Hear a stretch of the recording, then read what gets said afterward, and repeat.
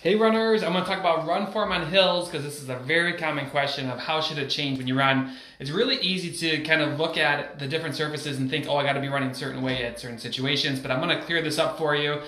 This is part of the Midfoot Project. We teach what I'm about to show you here and how to change your run form for the better, for more speed and fewer injuries.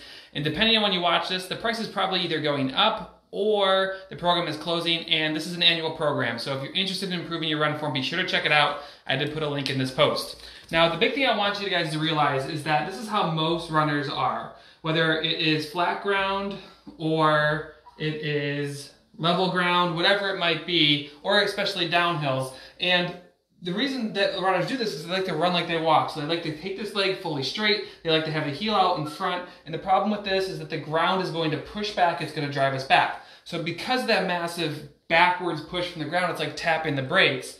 And the other problem with this is when that knee goes straight, it loses its ability to shock absorb. So we want to find a better way to do this. Now, unfortunately, when most runners run downhill, they do the same thing. So especially on steep downhills, you might see this a little bit more naturally, but on like nice steady grades, a lot of runners are still reaching.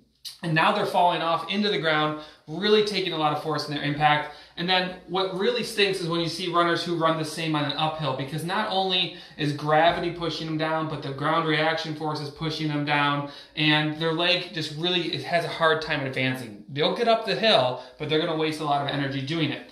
Now, depending on how you run, it's really important to know that we don't really care about the surface. Whether you're running uphill, whether you're running downhill, what we care about is the form, the structure of how you run, because it doesn't matter if you're running up or down. You should be maintaining the same form throughout. So what we try to get runners to do is to run with a nice midfoot posture. Really what that means is a bent knee, vertical shin, and changing that run form, changing the bad habits. When you run this way, you turn your glutes on, you turn your quads on, you turn your hamstrings on, you turn your calf on. You turn a lot of muscles on that are better shock absorbers. To you, that means less injury.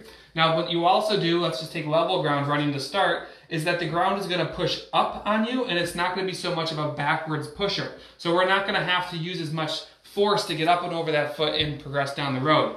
Now, from the thing I want you guys to know is that when you are running uphill, and let's say it's like this, you actually are going to be a little bit of a toe striker, because look at, I didn't touch the runner at all. Make sure I'm still on here. I didn't touch the runner at all. All I did was change the surface, and because of this, we are going to tap and hit the toe first, but we're not changing the run form.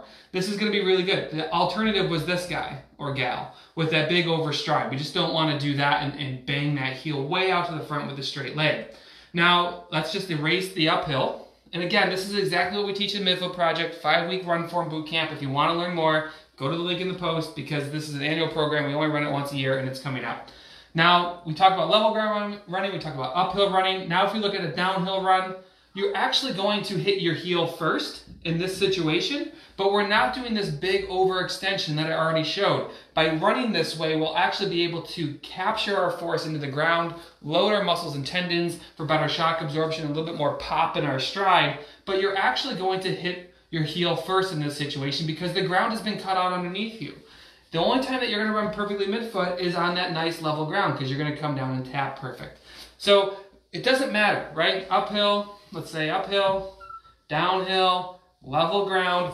The runner itself stays the same. You're not trying to transition your run form to the surface you're running on. You just let it happen what happens, and you train through those situations. This is really important because a lot of runners think they need to change how they run on these surfaces, and you don't necessarily need to do that. So that's what I have to talk to you about tonight. And if you want to improve your run form, you feel like your stride is off, go to the link in this post, Midfoot Project, annual program, 5-week boot camp will teach you everything you need to know to rewire your bad habits for more speed, fewer injuries. And it starts soon, so check it out, and I'll talk to you guys soon. Have a great day. Bye.